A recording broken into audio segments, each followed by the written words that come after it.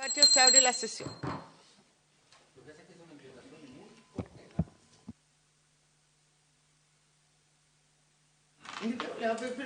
Plantéalo y tomamos el acuerdo. Nadie se no.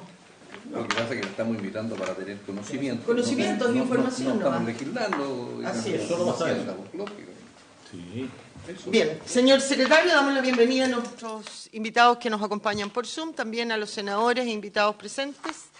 Muy buenos días a todos. Señor secretario, cuenta. Muchas gracias, presidenta. Muy buenos días a sus señorías, los invitados e invitadas. Señora presidenta, se ha recibido en esta secretaría una comunicación que es un oficio del director del Servicio Electoral, el señor Raúl García, con el cual responde consultas que se formularon en el marco de la discusión que hizo esta comisión sobre modificaciones, el proyecto pequeño sobre autorizaciones notariales, y que además informa sobre criterios y procedimientos para inscribir candidaturas, y en particular la de la señora Carla Añez, que fue un motivo de preocupación e inquietud en esta comisión, para la elección de los miembros del Consejo Constitucional. No sé si a todos porque tengo copia acá, se las entrego a todos pero en mi copia al menos me falta una cuarta hoja, porque el punto 6 termino en la segunda hoja y luego no continúa más. No sé si le faltó imprimirla. Entonces, si la pudiera... Bien. Ofrezco la palabra a los senadores por puntos varios. Senador Galilea. En puntos varios, presidenta, quería someter a su consideración, y a la de la comisión, por supuesto, invitar a la presidenta de la CMF, de la Comisión de Mercado Financiero, Solange Bernstein, para saber en qué va la implementación de la ley FinTech. Esto es sumamente complejo, pero de mucha importancia, y tiene que ver con algunos de los proyectos que hemos visto en esta comisión. Por ejemplo, todo lo que es el control de las divisas o moneda extranjera, las transacciones en moneda extranjera, porque una de las cosas que tienen que empezar a supervisar ellos son todas estas monedas digitales. Además, la cantidad de fintech que se suman a la supervisión, ellos hoy día supervisan a los bancos y alguna otra institución financiera, pero las fintech deben ser más de 200 en Chile. Entonces, quiero saber cómo...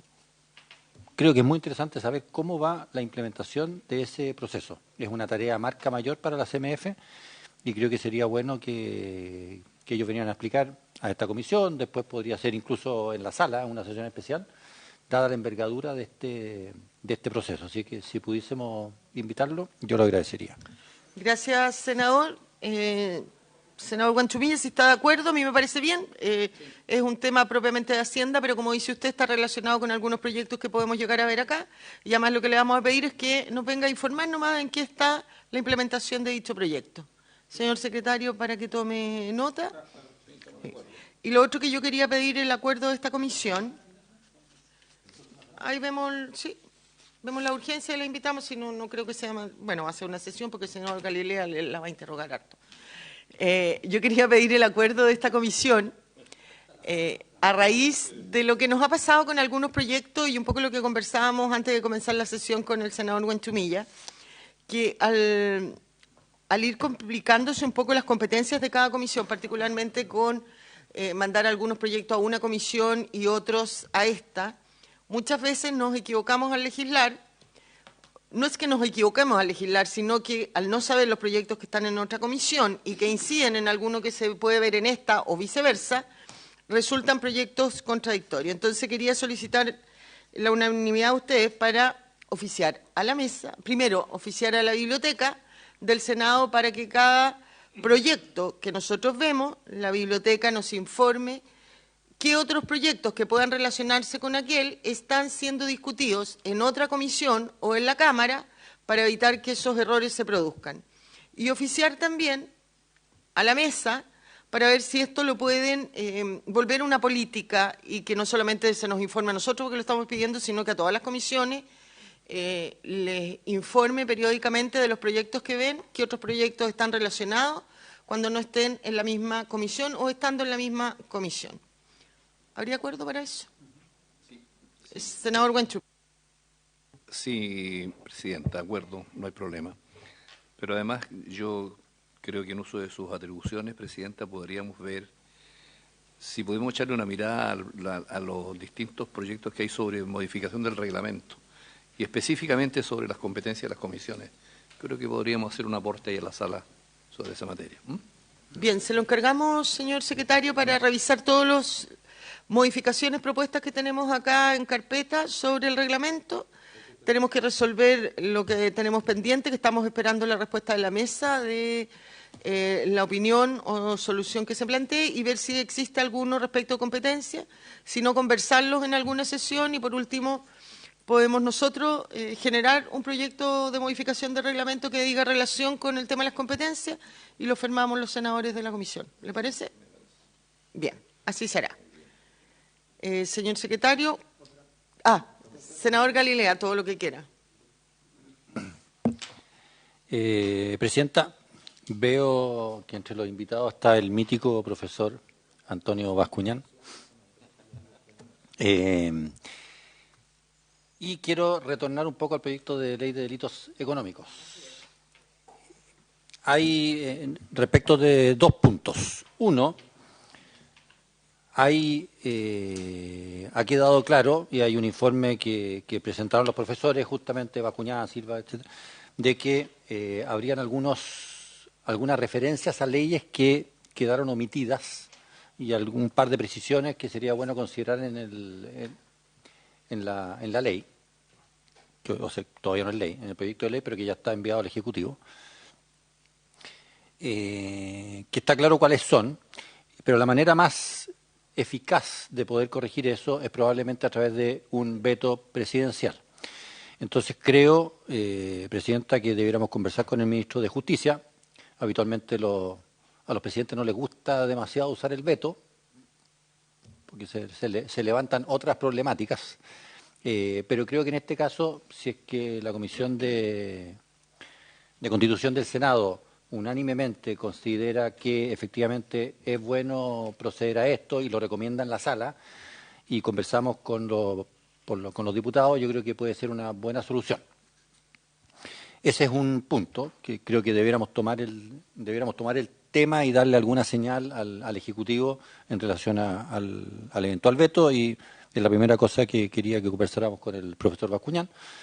Y la segunda cuestión es a propósito de varios artículos o columnas de opinión que han ido saliendo particularmente en el Mercurio.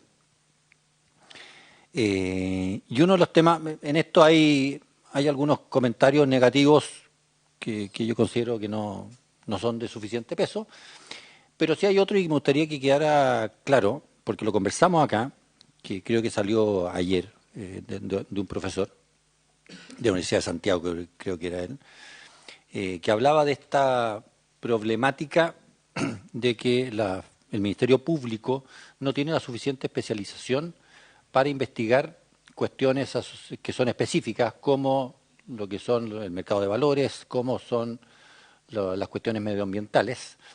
Y ahí yo recuerdo que lo planteamos, yo mismo pregunté varias veces, bueno, ¿cómo compatibilizar los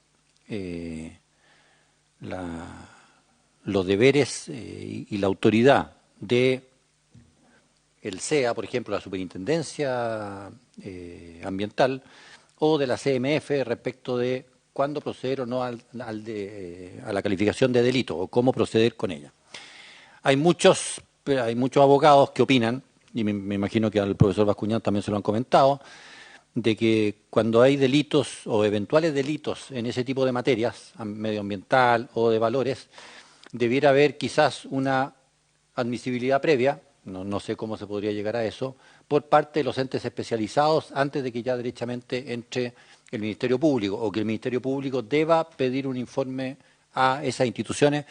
Es un tema muy interesante que a lo mejor da para resolverlo mejor. El profesor Bascuñán a lo mejor considera que está bien resuelto, pero me encantaría que aprovecháramos de tocar esos dos temas, el tema del veto y el tema de cómo compatibilizar bien la acción de los órganos especializados en las distintas materias, como son la CMF, la Superintendencia, y el Ministerio Público para los delitos que hemos establecido en este proyecto de ley que está pronto a ser promulgado. Gracias, Presidente. Gracias, senador. Sí, contarles que yo desde la semana pasada que he estado en contacto con el gobierno, también a raíz de una conversación que tuve con el profesor Silva, lo estábamos conversando también con el profesor Bascuñán al inicio de esto. Ellos ya hicieron llegar una minuta, hoy día nos van a hacer llegar otra más completa con todo lo que habría que salvar. Yo lo estuve hablando la semana pasada con la SECPRES porque ellos también estaban analizando este tema. Quedaron en que conversaríamos hoy día porque para tomar la decisión estaban esperando la vuelta del ministro de Justicia que llegó ayer. Yo ayer hablé con el ministro de Justicia, me dijo que lo dejara revisar todos los antecedentes. También yo les hice llegar con la autorización de los profesores la minuta que ellos nos habían mandado. Tienen todos los antecedentes. Ellos pensaron en un momento que era más fácil resolverlo de lo que es efectivamente. Concuerdo también con usted que el veto es la solución más rápida y efectiva, pero eso depende efectivamente del gobierno. Aquí hay dos soluciones, o es el veto, que dependiendo de lo que haya que corregir puede ser aditivo, supresivo o ¿cómo se llama el otro? Sustitutivo. Y si no, la de generar una ley corta, una vez que se publique, un proyecto rápido que se ha ingresado por este Senado para que lo resolviéramos rápidamente nosotros. Son las dos opciones que hay. Claramente el veto es lo más rápido, así que, si le parece, el ministro de Justicia hoy día se excusó por agenda, pero lo vamos a invitar mañana y mañana modifiquemos la tabla y pongamos los primeros 45 minutos para resolver este tema con el ministro presente. Invitemos también al ministro SECPRES, que es el que ha estado, o a la subsecretaria, que son los que han estado viendo el tema, en ausencia del ministro de Justicia. Igualmente hoy día podemos conversarlo cuando se nos dé la opción en la sala con Álvaro si viene, o con la subsecretaria, o el propio ministro de Justicia si viene en la tarde. ¿Les parece? Señor senador Guanchumí.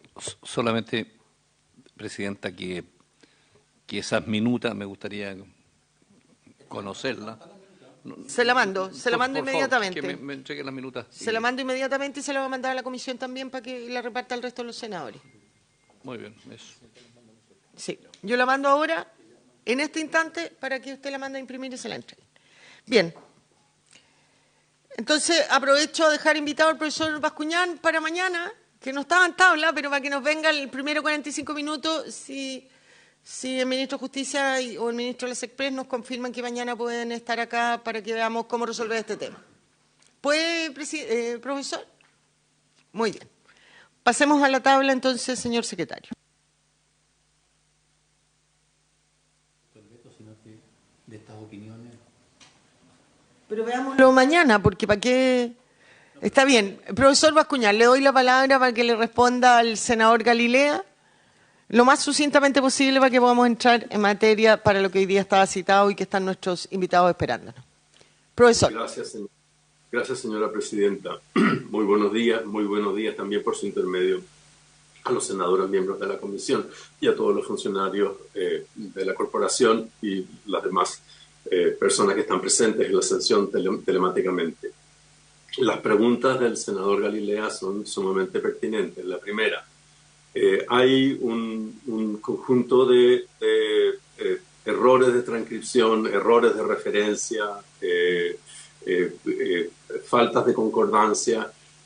Algunos los levantó el Ministerio Público, otros los ha levantado el Ministerio de Justicia, otros los hemos detectado también los profesores que hemos trabajado asesorando el proyecto. y ese conjunto de modificaciones, a pesar de que no son otra cosa que consistencia interna, referencias y correlaciones,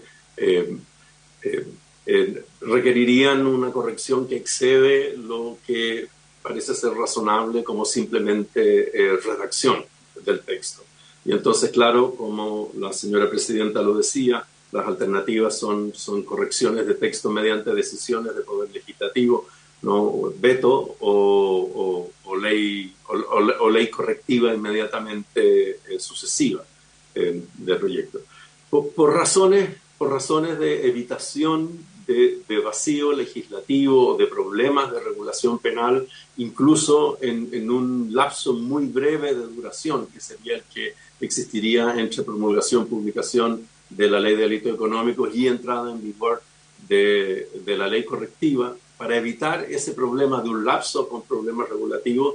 Desde el punto de vista técnico, nosotros compartimos la opinión de la Presidenta y del senador Galilea de que sería preferible un veto dentro del procedimiento legislativo, de modo que la promulgación del texto, o sea, que el texto promulgado y publicado no tuviera esos errores, ¿no? Que no alcanzara las etapas de promulgación y publicación con esos errores. Pero claro, la cuestión de formular o no un veto depende de una serie de variables en ponderación, de consideración, que, como decía la Presidenta, están en manos del gobierno, del Ministro de Justicia. Eso en cuanto a la primera consideración. En cuanto a la segunda, como siempre, se hace ver la necesidad de una iniciativa legislativa que satisfaga dos objetivos al mismo tiempo. El primer objetivo es incrementar la capacidad operativa del Ministerio Público y de la Unidad de Análisis Financiero, hacer un incremento de esa capacidad operativa, que incluso puede ir de la mano de una reorganización de las divisiones respectivas para poder llevar adelante la aplicación de la Ley de Delitos Económicos, junto con eso también la nueva Ley de Crimen Organizado.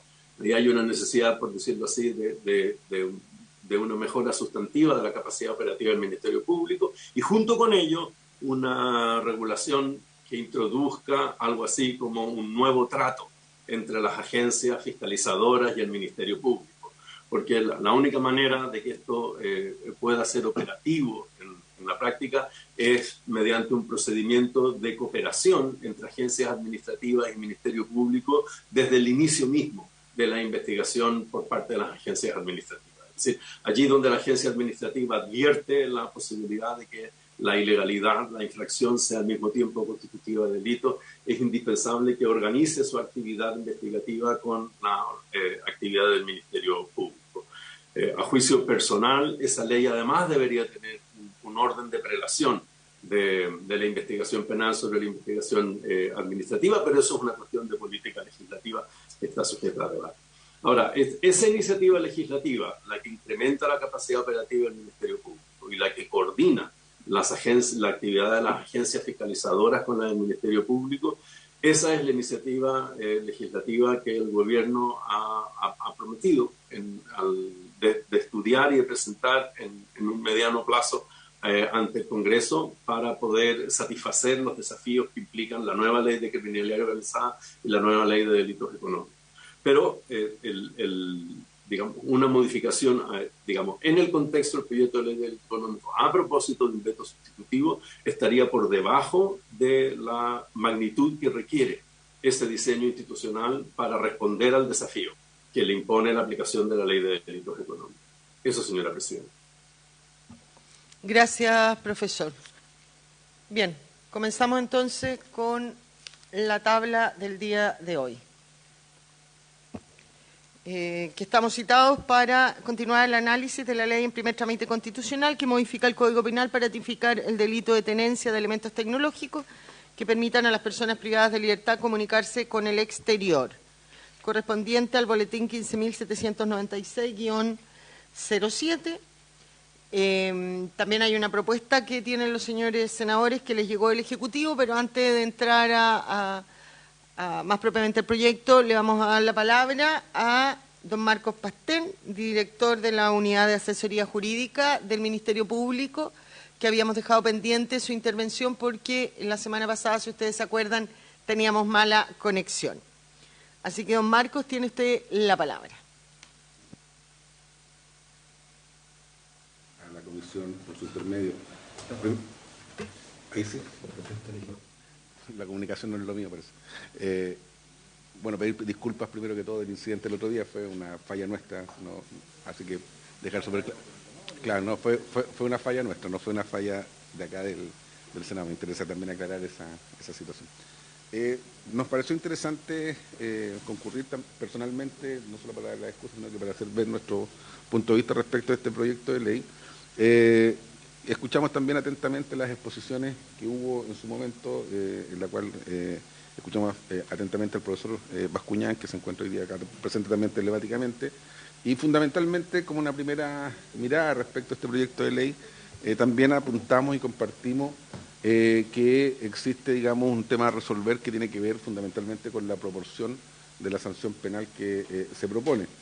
Ya se explicó en la audiencia anterior la existencia, ¿no es verdad?, de una sanción en el reglamento de establecimientos penitenciarios para aquellas personas privadas de libertad, ¿no es verdad?, que posean un artefacto como los que están en estos momentos prohibiéndose por la vía penal.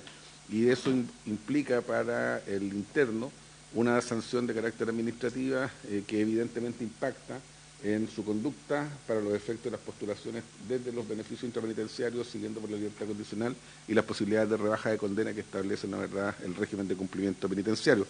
En ese orden de ideas, como digo, el profesor Bascuñán nos explicaba suficientemente lo que apuntaba en cuanto a la proporción, ¿no, verdad?, para no hacer de la norma supra-inclusiva o infra-inclusiva en sus términos que él expresaba en la sesión. Nosotros compartimos esa mirada que creo que hay que tenerla presente.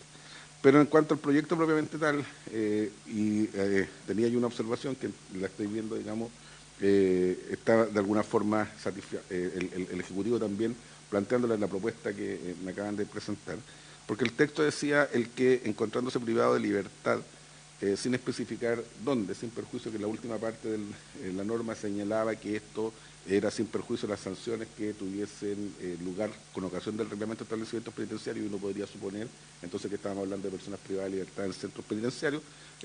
Creíamos también, y así veo que el Ejecutivo lo está planteando, que es pertinente señalar que encontrándose privado de libertad en un establecimiento penitenciario, porque eso es lo que busca y declara, digamos, el proyecto, sancionar conductas ilícitas que se cometan fundamentalmente desde el interior de los establecimientos penitenciarios. La segunda cuestión que nos merece, digamos, comentario, tiene que ver con que lo que se sanciona es la tenencia de teléfonos, partes de ellos, chip telefónico y otros elementos tecnológicos que permitan comunicarse con el exterior. Creemos que es evidente la reacción, digamos, muy oportuna, porque amplía, digamos, el espectro de elementos, pero creemos que hay una situación que sí se va a producir necesariamente y que va a ser obviamente objeto de controversia en sede judicial, que es que este elemento tecnológico tenga la aptitud para comunicarse con el exterior. Eso va a ser una cuestión de hecho que el Ministerio Público tendrá que acreditar y que seguramente va a ser cuestionada por las respectivas defensas. Por lo tanto, necesariamente las diligencias especializadas de los organismos especializados tienen que apuntar precisamente a acreditar este elemento para estar dentro de la figura penal, poniendo ahí un acento, digamos, en que será una materia que seguramente las defensas van a cuestionar fuertemente, porque el tipo penal exige que esté apto, digamos, para la comunicación.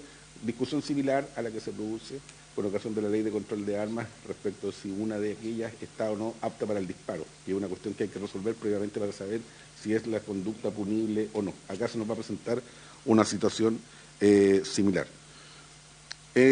Seguidamente, el proyecto de ley sanciona, ¿no, verdad?, y propone sancionar a quienes, conociendo esta tenencia, no la denunciaran a la autoridad del establecimiento penitenciario.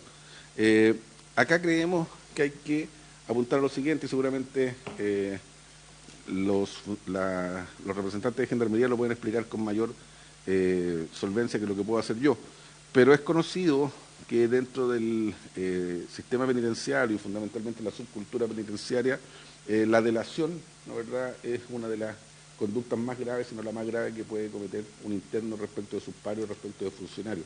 De hecho, una de las dificultades que se tienen precisamente para investigar delitos al interior de las cárceles es que precisamente las personas no declaran o no denuncian derechamente, por cuanto ellos entienden y se conoce que hacerlo significa caer en un estatus de soplón y que puede significar consecuencias bastante graves en su integridad física, incluso en su vida. Entonces, por lo tanto, la norma creemos que busca una finalidad que no necesariamente se va a conseguir bajo la amenaza de la sanción penal. Lo planteamos, digamos, para que se tenga en consideración aquello, porque entendemos en la finalidad de la norma, ¿no, verdad?, propender a la denuncia bajo la posibilidad de verse sancionado, pero conociendo esta subcultura y las dinámicas que se producen al interior del establecimiento, planteamos eso como una situación que creo que amerita revisar, por cuanto podemos estar pidiéndole un estándar que no se va a cumplir. Posteriormente, la misma disposición señala que si el que omite la denuncia es un abogado, procurador o empleado público, la pena no se aplicará en su tramo mínimo. Nos merece algún comentario la situación del abogado. El abogado entendemos que ya es sujeto, digamos, activo del delito del 304 bis, pero además, o en esta situación, creemos que se pueden presentar también discusiones respecto de su secreto profesional, en orden a estar, digamos, de alguna manera amparado en esa situación para decir que, por ejemplo, no denuncia o en algún momento, digamos, alegar alguna afectación del derecho de defensa. Lo ponemos porque es una conducta, siempre es delicado, digamos, la situación de la defensa, y ellos siempre, digamos, tienen la posibilidad de ampararse en este tipo de situaciones para, a lo menos, tratar de dar alguna explicación respecto de la posible conducta. Creemos que lo que se busca, en definitiva, con esta norma es sancionar fuertemente, y eso creemos que sí puede ser, digamos, también objeto de mayor precisión, sancionar fuertemente el tráfico de elementos prohibidos, elementos de este tipo, digamos, que permitan comunicarse al interior de las cárceles.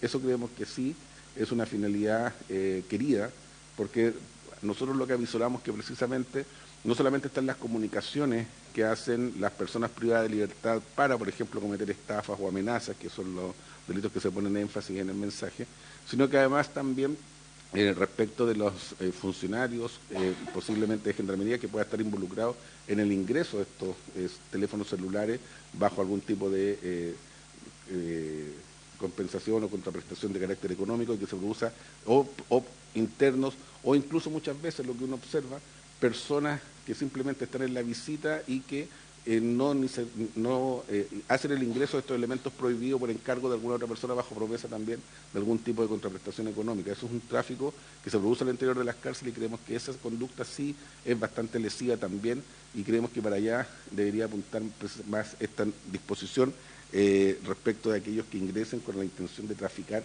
este tipo de elementos prohibidos al interior de los establecimientos. Se señala también que la denuncia se está refiriendo a aquella que planteamos la situación anteriormente, será de carácter reservado.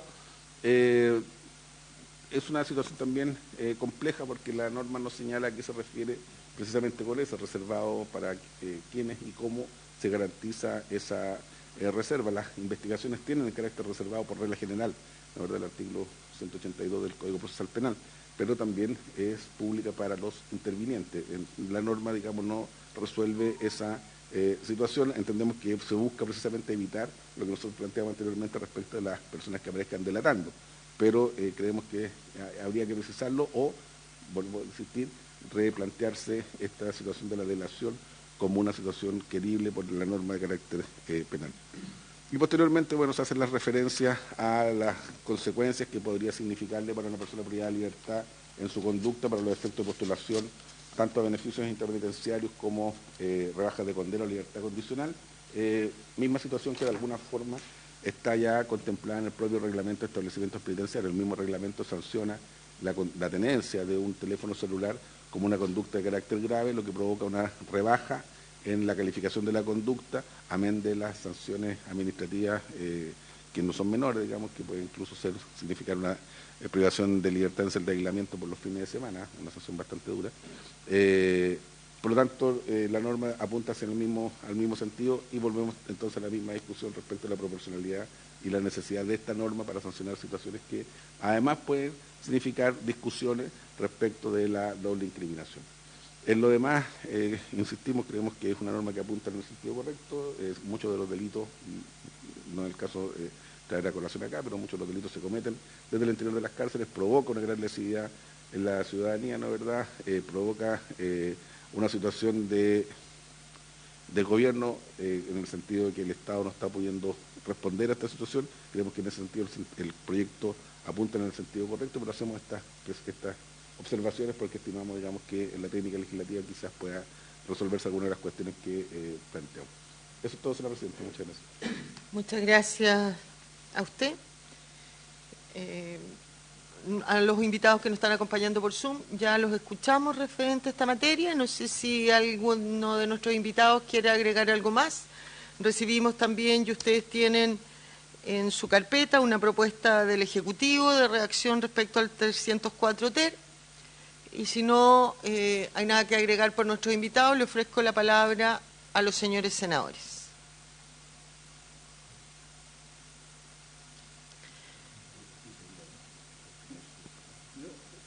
Senador Huanchumilla. Presidenta, estaba viendo yo la propuesta del Ejecutivo, ¿no es cierto? Eso es lo que estamos viendo. Y no sé, no logro yo todavía formarme una convicción, porque entiendo que el tipo penal aquí está compuesto por, en el inciso primero, de que la persona se encuentre privado de libertad en un establecimiento penitenciario, tal como usted decía, para descartar, ¿no es cierto?, que esté en su domicilio, en otro lado, con otras medidas, exactamente, ¿no es cierto?, cumpliendo la pena en otro lado. En segundo lugar, que tuviera en su poder los elementos señalados en el artículo anterior, el teléfono, elementos tecnológicos, pero esto está supeditado a que estos se hubieran utilizado para la comisión de algún delito. Con lo cual está diciendo que si no se utilizan en la comisión de un delito, estaría tácitamente permitido tener un elemento tecnológico.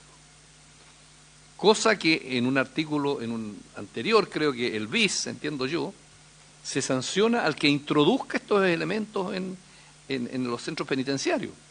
Entonces, yo quiero comprender cuál es la lógica del Estado, que sanciona a los que introduzcan dentro del establecimiento penitenciario al que introduzca estos elementos y lo sanciona y le dice, mire, el Estado, si usted introduce un teléfono, lo sanciono.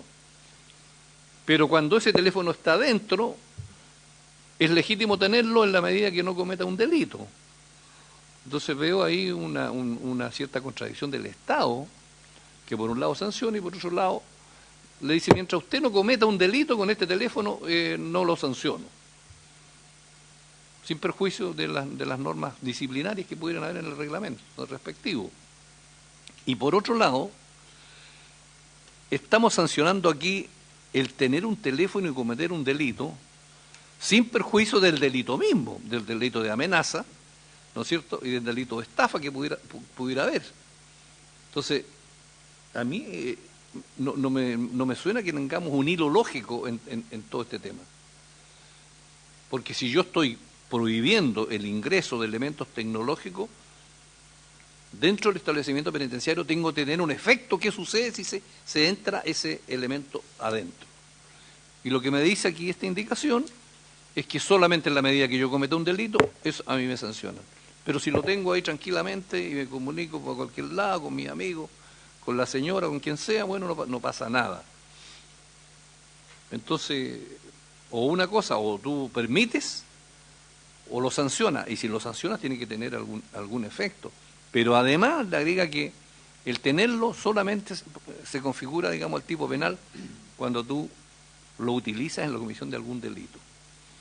Entonces tendríamos este delito de tener el teléfono para cometer un delito, y más encima tendríamos el delito mismo de amenaza. Entonces, ¿cómo juega todo eso? No me logra, digamos, satisfacer que tengamos una cosa sistémica respecto del tema, porque yo parto de la base, y esa es mi postura, de que la privación de libertad en la sanción que establece el Estado para la persona que comete un delito es la privación de su libertad personal, pero no la incomunicación con el exterior, que tiene que ser tratado de otra manera. Y yo me imagino, por ejemplo, en las mujeres, en las madres, en que reciben la visita de sus hijos menores, pero que pudieran también comunicarse con ellos en alguna fecha, en algún momento determinado, ¿por qué le vamos a prohibir de que pudieran comunicarse, digamos, con los menores, por todos los efectos que produce la separación de la madre y de los hijos menores? Hay todo un tipo de política criminal distinta que a lo mejor de los varones. Entonces, A mí me parece que se requiere una política criminal de parte de los establecimientos de una manera distinta. Como por ejemplo sucede en otras partes, cómo no tener, por ejemplo, teléfonos fijos donde pudiera haber, digamos, un reglamento que me permitiera a mí comunicarme de repente, digamos, con la familia, y por lo tanto eso saber exactamente que con eso no está cometiendo una estafa, ni está cometiendo una amenaza. Hoy día hay mecanismos de otra naturaleza, como por ejemplo comunicarse por Zoom, digamos, que alguien pudiera decir, mire, yo voy a hablar con mi familia por tal cosa, necesito, y eso queda grabado, queda vigilado, y no estar buscándole aquí un tipo de delito que a mí no me logra convencer la arquitectura jurídica que tiene este inciso primero del artículo 604 ser propuesto por el Ejecutivo. Presidenta, eso es mi comentario. Gracias, senador. Yo quisiera también hacer algunas observaciones y emitir una opinión. Parto de la premisa que es inaceptable, si quiere que discutamos, que las personas privadas de libertad puedan tener un celular. Yo eso no lo puedo admitir. Sí creo, como bien señala el senador Huenchumilla, y que lo dijo el Ministerio de Justicia, que están haciendo una licitación, Gendarmería, y que tienen que tener, efectivamente, teléfono fijo para aquellos que quieran comunicarse con su familia, celebrar un cumpleaños de sus hijos, o el Día del Padre, la Madre, en fin. Pero no creo aceptable que las personas privadas de libertad tengan en su posesión, dentro, cumpliendo una pena penal, bueno, una pena penal está redundante, pero cumpliendo una pena en una cárcel privada de libertad, tengan en sus manos un celular. Hay un informe del año 2017 en que se señala que a esa fecha Gendarmería había decomisado 17.620 aparatos y tarjetas SIM en poder de reclusos, lo que significaba un promedio de 3 o 4 celulares que manejaba cada preso en la cárcel. Perdón, si solamente lo quieren tener para comunicar con su familia, claramente no necesitan 3 o 4 celulares o 2. Necesitan que el Estado les proporcione un teléfono fijo, además de que también las familias tienen derecho a visita y también ahí hay una forma de comunicarse.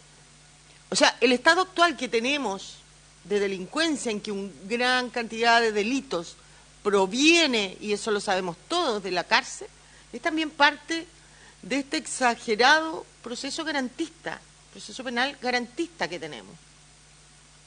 Nos preocupamos extremadamente de los delincuentes y sus derechos y no de las víctimas. Y esto no es un simple discurso político, yo de verdad estoy absolutamente convencida de eso. No me cuestiono ni no tengo ninguna duda que a las personas, a todas las personas, aunque estén privadas de libertad, hay que respetarles sus derechos, pero también saber y tener claras normas que cuando se comete un delito, lo juzga un tribunal y es condenado, esa persona es privada de libertad y ese delito tiene que producir consecuencias jurídicas, que en este caso es su privación de libertad, la manera que la sociedad ha encontrado de que se respeten las normas que todos nos hemos dado para una convivencia en paz. Entonces, cuando aquí se cuestiona la proporcionalidad, yo la verdad que ya este Congreso aprobó la Ley 21.494 que sanciona el ingreso de estos tipos de elementos. Claramente la consecuencia lógica es ahora sancionar también como delito el que los tiene adentro. Porque si no es una inconsecuencia. Sancionamos al que le ingresa, tipificamos eso como delito, pero no queremos tipificar al que lo posee adentro. Y la sanción que establece el registro, el reglamento de Gendarmería es una sanción administrativa que tiene una única consecuencia y es que cuando uno de estos reos, ¿no es cierto?, postulen a su beneficio penitenciario, que necesitan tener tantos bimestres como la ley establezca, dependiendo de los delitos, ¿no es cierto?, de buena conducta, no lo van a tener porque esto va a ser un punto negro. Y establece otro par de sanciones. yo creo que esto hay que tipificarlo como delito. Y a lo mejor modificar las otras sanciones adicionales a que están en el reglamento, como son los castigos y qué sé yo, modificar y dejar sin efecto esas sanciones.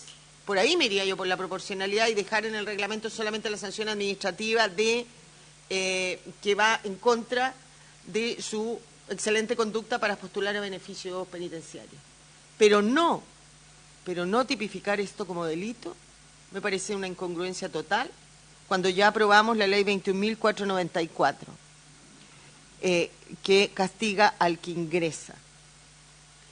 El profesor Bascuñán, en las sesiones anteriores que teníamos, claro, hablaba sobre los derechos que se privan, ¿no es cierto?, y que ahora el derecho de privar el derecho a locomoción, de movilización, de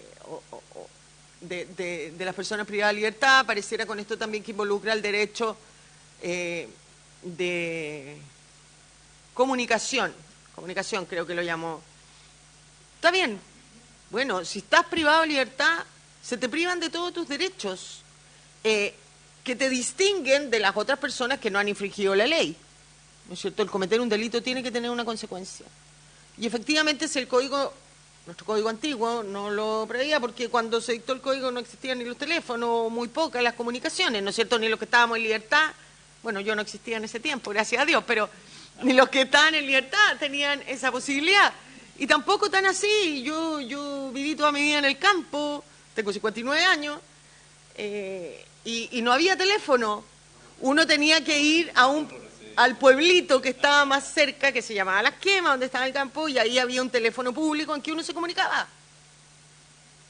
Entonces, que ahora nos cuestionemos esto a mí me parece realmente, y que le pongamos la condición que para que sea delito tiene que haber cometido un delito con ese teléfono, imposible de probar. O sea, yo creo que aquí el delito es que la tenencia de ese aparato, porque ahí, primero, quién lo ingresó, ¿no es cierto?, y segundo, porque lo tiene.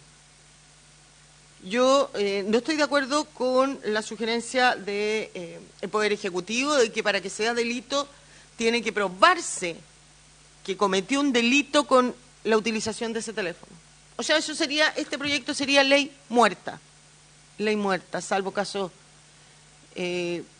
Yo de verdad creo que hay que avanzar en esto. Sé que esto no tiene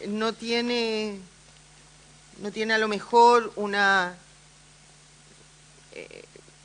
no es bien visto por todos, hay gente que tiene aprensiones, y no obstante ser artículo único, creo que lo que debiéramos hacer es votarlo hoy día en general y abrir un plazo de indicaciones. Yo comparto mucho más las indicaciones o la propuesta de indicaciones que nos sugirió en la primera sesión el profesor Bascuñán, que yo estoy dispuesta a suscribirla, y ahí además el artículo 304, él propone la creación de un artículo 304 cuáter que establece lo que usted señala, a quienes dejamos fuera de esto en la denuncia, obviamente el abogado, los familiares, etcétera, de la obligación de denuncia, y creo que con eso queda resuelto. Pero yo creo que es importante tipificar este hecho como delito. Galilea.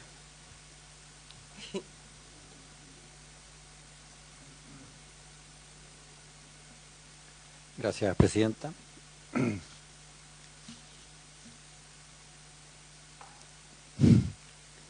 ¿Le quedaba más cerca Las Quemas que ir al aeropuerto del Tepual a hablar por teléfono, presidenta? ¿Sí? A 2 kilómetros que podíamos ir caminando. ¿Usted venía del lado de Paraguay Chico? ¿Venía del lado de Paraguay Chico o de Paraguay Grande? Paraguay Grande, Paraguay Chico, Los Monos. Ah, ya, perfecto. A ver, presidenta, yo también creo que una opinión muy parecida a la que expresó el senador Huenchumilla, en primer lugar, y después refrendada por usted. La propuesta del Ejecutivo a mí me parece que es un poco contradictoria en su inciso primero con su inciso segundo. El inciso primero solo sanciona a quien use un aparato electrónico para la comisión de algún delito. O sea, tal como decía el señor Huanchumilla, si yo lo tengo tranquilito para ver no sé, pues tengo internet y aprovecho de ver películas, no pasa nada. Pero además tendría un tema probatorio sumamente complejo de poder establecer previo a cualquier sanción.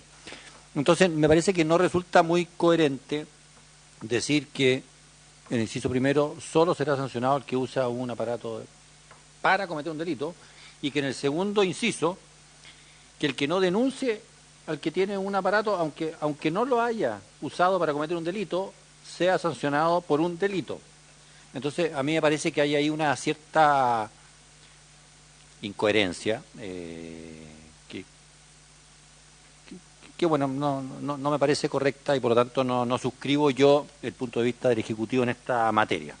Yo creo también que las mejoras sugeridas por el profesor Bascuñán son correctas, se habían recién mencionado. El delito se comete no solamente cuando está privado de libertad, sino que privado de libertad en un establecimiento. Creo que la exclusión del 304 cuater es perfectamente correcta. Las sanciones respecto de los beneficios penitenciarios creo que también apuntan hacia donde tiene que apuntar esto. Así que esto, sin perjuicio de los esfuerzos de Gendarmería de Chile, cuyo director nacional ya nos explicó, en las licitaciones para poner bloqueadores de señales, en fin, todo finalmente es como un universo de medidas que creo que van a permitir finalmente parar esto que pareciera ser bastante habitual, que es que desde las cárceles de Chile se cometan muchos delitos. Así que si usted quiere votar en general, ningún problema. Podemos después suscribir quizás en conjunto de todos los integrantes de la comisión indicaciones. En este sentido, yo iría por ese camino, Presidenta. Gracias. Gracias, senador. ¿Estaríamos de acuerdo entonces en votar, no obstante ser artículo único, votarlo en general para abrir un plazo de indicaciones? Senador. Sí, Presidenta, yo encuentro que al votarlo en general y abrir un plazo de indicaciones, voy a reiterar algo que he sabido, estamos diciendo que a la Comisión nos interesa y estamos de acuerdo en que hay un hecho que necesita ser legislado. ¿Cuál es el hecho de que personas que estén dentro de los establecimientos penitenciarios tengan este tipo de elementos? Para que todo sea coherente con lo que hemos hecho. Pero necesitamos afinar la puntería y tener al ministro de Justicia que nos explique aquí su propuesta, y entre todos buscar, digamos, una redacción en lo particular que nos permita salir airoso de estas dudas que tenemos. Con esa prevención, Presidenta, no hay problema. Muy bien. Señor secretario, tomamos la votación en general. La señora Presidenta somete a votación en general la idea de legislar en este asunto. Senador Sor Galilea. A favor. Senador Sor Conchumilla. Señora Presidenta. A favor. Señora Presidenta, resultado de la votación, 3 votos por la afirmativa. Bien, aprobamos en general este proyecto y antes de levantar la sesión le vamos a dar la palabra al Ejecutivo. ¿Quién nos acompaña hoy día del Ejecutivo? María Esther. María Esther. Buenos días, Presidente, y por su intermedio, buenos días a los demás senadores. Quisiera, si bien ya está votado en general, quisiera explicar un poco la propuesta.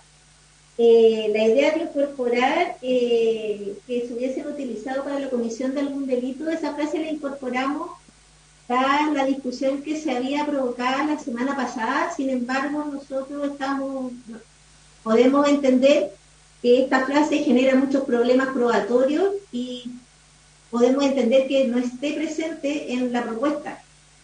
Todos queremos justamente evitar que la tenencia de celulares esté en las cárceles. Eso es lo que busca el reglamento de establecimientos penitenciarios, lo que buscó la ley 21.494, y entendemos que es lo que también busca este proyecto. Por lo tanto, es una frase que nosotros creemos que se puede sacar de la propuesta sin ningún problema. Muchas gracias, María Esther. Bueno, la decisión que tomó la comisión, ¿no es cierto?, es aprobarlo en general. Lo vamos a mandar a la sala, no es que sigamos al tiro acá, para que se apruebe en general, abrir un plazo de indicaciones de 1 semana y volver a su discusión en particular, donde podemos discutir tanto esta indicación del Ejecutivo, si es que la mantiene y la ingresa en ese plazo, o la modifica. Pero efectivamente, al menos los 3 senadores que estamos acá, encontramos que tipificar el delito con la exigencia de que se cometa, valga la redundancia, un delito con ese celular, o sea, imposible probatoria, porque no son además celulares que tienen asignado un número inscrito en una línea a nombre del señor detenido, sino que son estas chips desechables o tarjetas desechables que es muy difícil saber con determinación de qué teléfono se llamó, ¿no es cierto? Porque el aparato telefónico puede ser el mismo, pero las tarjetas se las van cambiando constantemente.